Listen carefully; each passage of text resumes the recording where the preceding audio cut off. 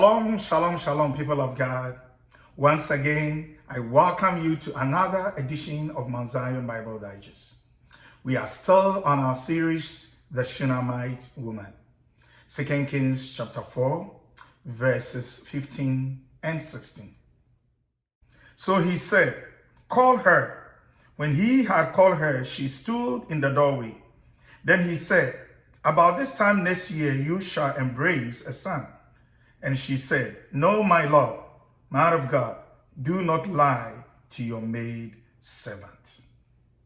Throughout the story, the man of God, Elisha, has been speaking to the Shunammite woman through his servant Gehazi.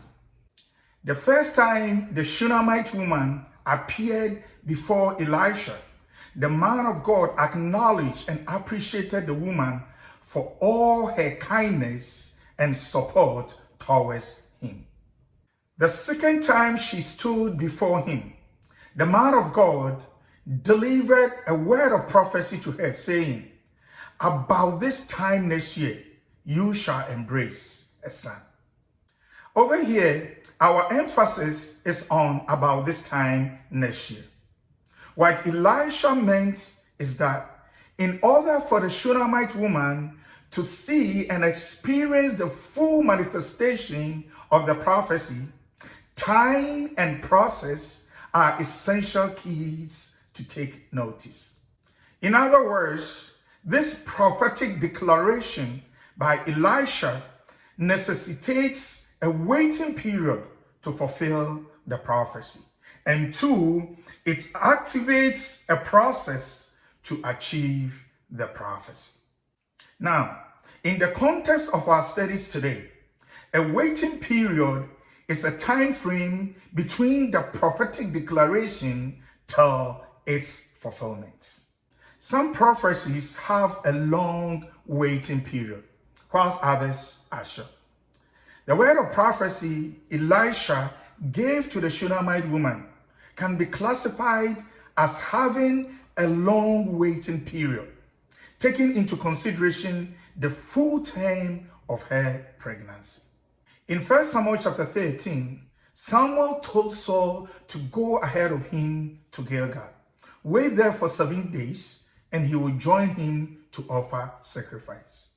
According to scripture, Saul did exactly as Samuel commanded him to do, but he failed to wait for Samuel to perform the sacrifice. People of God, there are so many lessons we can learn from today's edition, but let me take a few. Waiting period is a time and a place God used to prepare and mold us for the tasks ahead. As the Shunammite woman waited for her miracle son, in our waiting period, we must learn to wait patiently, even when the promise tarries for a moment.